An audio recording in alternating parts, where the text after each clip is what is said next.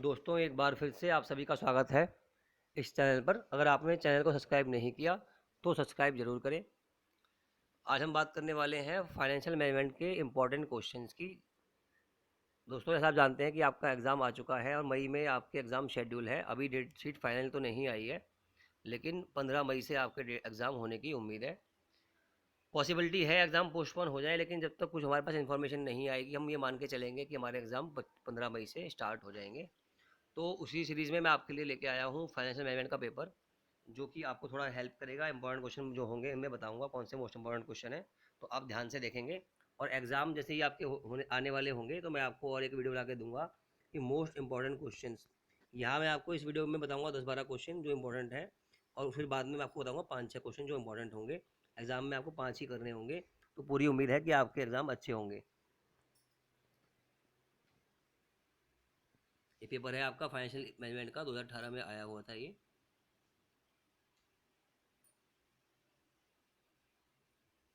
तो पेपर में चॉइस जो आपकी आती है वो आती है इंटरनल चॉइस, मतलब क्वेश्चन के अंदर आपको एक के अंदर ही चॉइस दे रखी होगी, ये या ये, आइदर दिस और दिस। और आपको सिलेक्ट करना होगा क्वेश्चन कोई एक।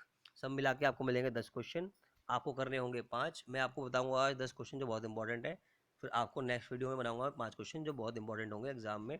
90% से 100% आते ही आते हैं। चलिए तो शुरू करते हैं। ये क्वेश्चन दिख रहा है आपको 11 नंबर का। What are the major types of financial management decision dash business firm makes. Financial management के कौन कौन से डिसीजन होते हैं ये आपको बताना है। Describe each one of them. सीधा का सीधा पूरा क्वेश्चन फाइनेंशियल मैनेजमेंट का है। किताब में आपको पता है इन्वेस्टमेंट डिसीजन होते हैं, फाइनेंशियल डिसीजन होते हैं, ठीक है। तो ये उन्हीं की बात कर रहा है, आपको चारों के बारे में बताना है और लास्ट में आपको बता देना है उनकी थोड़ी थोड़ी सी फीचर्स, ठीक है।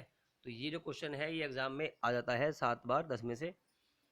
फिर चलते हैं next question. The goal of wealth maximization is better operative criterion that profit maximization. ये क्वेश्चन 10 में से 10 बार ही मिलता है आपको। ये क्वेश्चन मतलब चेंज होके आ जाता है।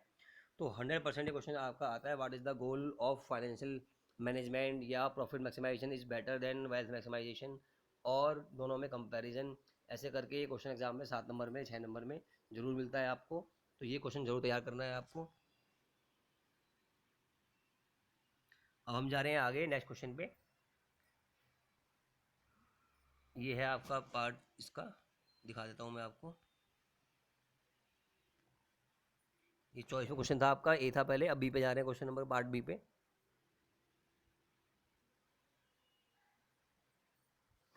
Cash flows occurring at different points of time are not comparable. जो कैश फ्लो आपको मिलते हैं हर साल के बाद, 2 साल के बाद, 5 साल के बाद, वो कंपेरेबल नहीं होते। सीधी बात कर रहा है वो आपसे टाइम वैल्यू ऑफ मनी की, है ना। Explain the reasons and how can they be made comparable. तो आपको बताना है क्या कारण है। इन्फ्लेशन है, जैसे कि टाइम वैल्यू ऑफ मनी है, इंटरेस्ट है, ठीक है। और कैसे उनको हम करेंगे कंपेरेबल, तो हम निकालेंगे प्रेजेंट वैल्यू। ये क्वेश्चन 5 नंबर में बहुत बार नहीं आता, तो आप इसको 6 बार मान सकते हैं, 10 में मिल जाएगा आपको।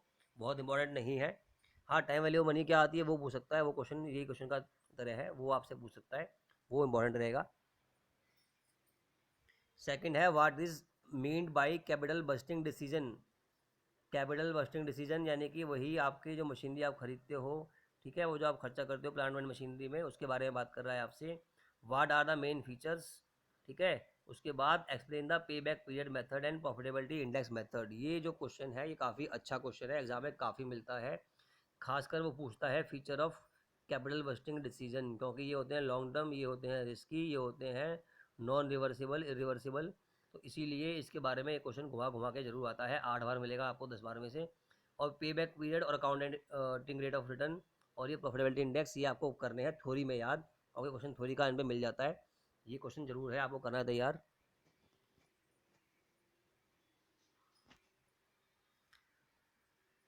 अभी आपको क्वेश्चन दे रखा है प्रैक्टिकल मशीन ए और मशीन बी का। इसके इनफ्लो दे रखे हैं आपको और आउटफ्लो दे रखे हैं। सीधी बात है, एनपीवी की बात करेगा, आईआर की बात करेगा आपसे यहाँ पर वो। With 7% cost of capital which machine should be selected, ठीक है। तो यहाँ पर आप मेरे ख्याल से एनपीवी मेथड को यूज़ करेंगे और एनपीवी लगा के आप आंसर निकालेंगे, क्योंकि एनपीवी बेस्ट क्राइटेरिया आपका होता है। तो ये क्वेश्चन एनपीवी का क्वेश्चन एग्जाम में आता ही आता है। आईआरआर कम आता है, एनपीवी और पेबैक ज़्यादा आता है प्रैक्टिकल में।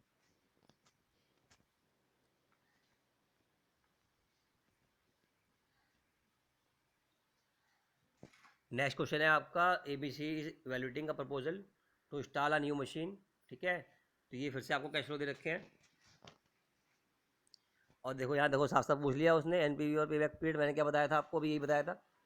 तो NPV और पेबैक पीरियड आपको एग्जाम में मिलते ही मिलते हैं, प्रैक्टिकल क्वेश्चन में ये करने हैं आपको NPV और पेबैक मेथड। ठीक है,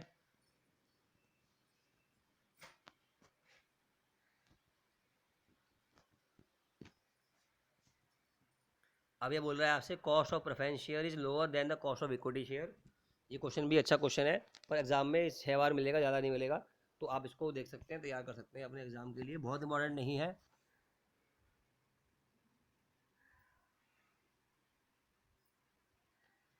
अब क्वेश्चन आ गया आपका, following information is available from the balance sheet of the company. फिर आपको दे दिया इक्विटी शेयर डिवेंचर के बारे में। ठीक है, आपसे बात कर रहा है weighted average cost of capital की।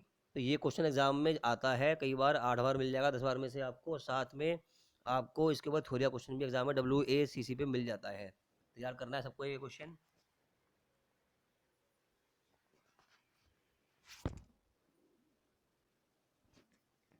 Concept of financial leverage EPS।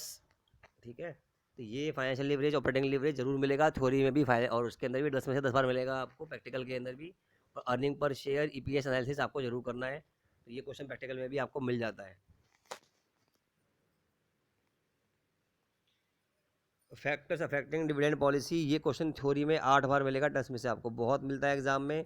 What are the factors affecting dividend policy, या Modigliani and Miller approach, MM approach बोलते हैं उसको, मोडिगलानी एंड मिलर अप्रोच, वो भी एग्जाम में कई बार एग्जाम में प्रैक्टिकल क्वेश्चन भी आता है और थ्योरी भी आता है, उसके एग्जामिनेशन पूछ लिए जाते हैं आपसे। तो ये आ गया आपका डिविडेंड पॉलिसी के बारे में क्वेश्चन।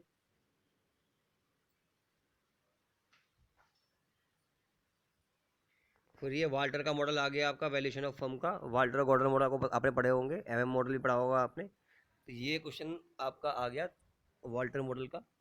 ठीक है,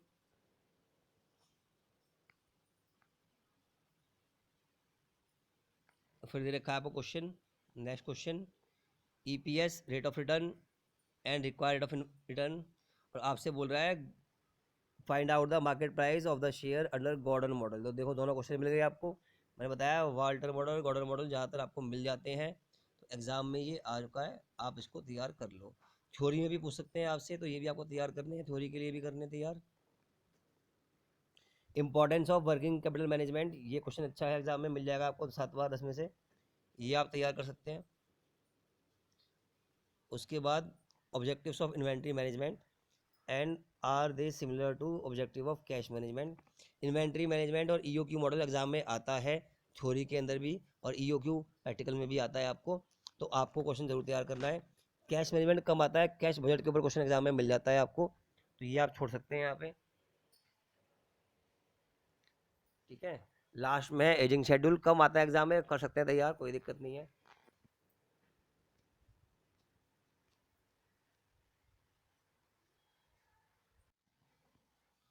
एक पेपर और देखते हैं जल्दी से हम। और ये क्वेश्चन है आपका, financial manager has no role to play in a manufacturing company. तो role of financial manager 7 number में मिलता है एग्जाम में, अच्छा क्वेश्चन है ये। फिर बात कर रहा है आपसे वो after tax cost of capital. ठीक है, तो ये है आपकी मेन बात, वही है आपकी WACC आप निकाल सकते हैं इसके अंदर भी।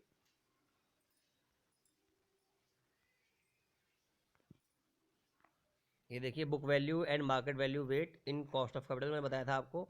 WACC के क्वेश्चन एग्जाम में थ्योरी का भी मिलता है, प्रैक्टिकली मिलता है, तो प्रैक्टिकल क्वेश्चन भी है और थ्योरी भी है, देखो। फिर है present value of a given stream after 8 years, ये आपको निकालनी है present value, mathematics of finance का क्वेश्चन है ये। उसके बाद ये क्वेश्चन नेक्स्ट है आपका एन्युटी का। ठीक है, तो एन्युटी भी आप निकाल सकते हैं, A और B पार्ट में एग्जाम में आते हैं क्वेश्चन, मैथमेटिक्स ऑफ फाइनेंस के क्वेश्चन 2 मिल जाते हैं आपको। फिर क्वेश्चन आ गया आपका अकाउंटिंग रेट ऑफ रिटर्न और लिमिटेशन, मैंने बताया था पहले भी आपको, ये क्वेश्चन एग्जाम में मिलता है थ्योरी के अंदर। Payback period, accounting rate of return और NPV एग्जाम में आते ही हैं। फिर मशीनरी खरीदने की बात चल रही है, फिर से आपसे बात करेगा वो NPV की, देख लो बड़ा क्वेश्चन है ये। ठीक है, calculate all cash flow associated with the machine, ये आपको निकालने हैं, एनपीवी का क्वेश्चन है ये। उसके बाद नेक्स्ट क्वेश्चन, एक आपको मशीनरी की वैल्यू दे रखी है और आपसे वो बोल रहा है कि ये आपको टैक्स कैश के इनफ्लो दे रखे हैं आपको, और आपसे बात कर रहा है वो काउंटिंग ऑफ रिटर्न की, एनपीवी की और पीआई की। ये क्वेश्चन पहले हमें थ्योरी में भी दिखा था, ये क्वेश्चन फिर से आके सामने आ गया। आपको निकालनी है अकाउंटिंग रेट ऑफ रिटर्न, आपको निकालनी है प्रेजेंट वैल्यू, आपको निकालना है profitability index at the rate of 12%। Leverage फिर से आ गई, ऑपरेटिंग और फाइनेंशियल लीवरेज में बताया था मैंने आपको, टाइप्स पूछ रहा है आपसे 7 नंबर का क्वेश्चन। फिर आपका क्वेश्चन है एबिट ईपीएस एनालिसिस का, आपको एबिट दे रखी है, इंटरेस्ट दे रखी है आपसे, और आपसे बात कर रहा है market value of the firm की, एंड WACC फिर से वो आपसे मांग रहा है, देख लीजिए बार बार WACC आपको आ रही है, छोड़नी नहीं है, करनी जरूर है।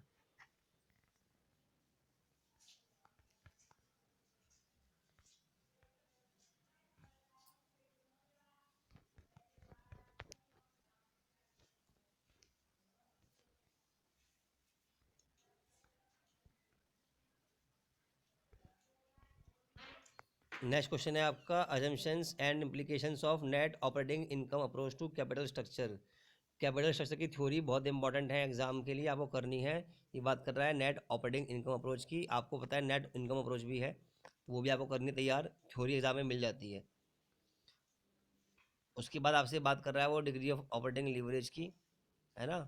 आपसे बात कर रहा है प्रिपेयर इनकम स्टेटमेंट, यू आपको दे रखी है वेरिएबल कॉस्ट, आपको दे रखे हैं एक्सपेंसेस, आपको degree of operating leverage and financial leverage दे रखी है प्रैक्टिकल में, तो आप इससे निकाल सकते हैं आपकी वैल्यू सेल्स की और आपको आंसर मिल जाएगा।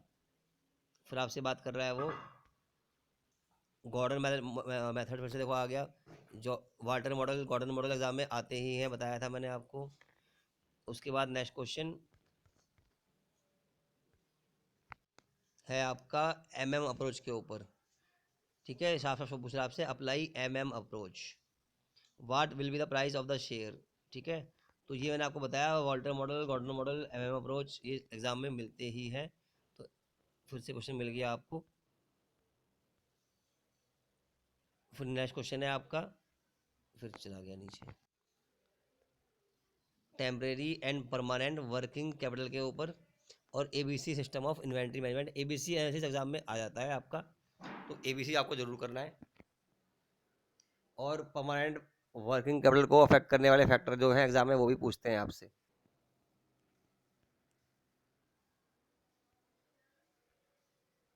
What is credit policy, what are the elements of credit policy, कम आता है, पढ़ सकते हैं छोड़ सकते हैं, मर्जी आपकी है।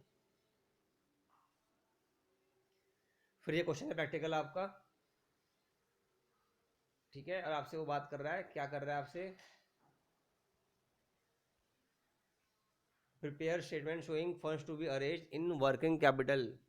तो ये क्वेश्चन है आपका वर्किंग कैपिटल मैनेजमेंट से, एग्जाम में क्वेश्चन आते हैं पर कम आते हैं, तो आप छोड़ सकते हैं इसको, ये करना बताया था मैंने आपको।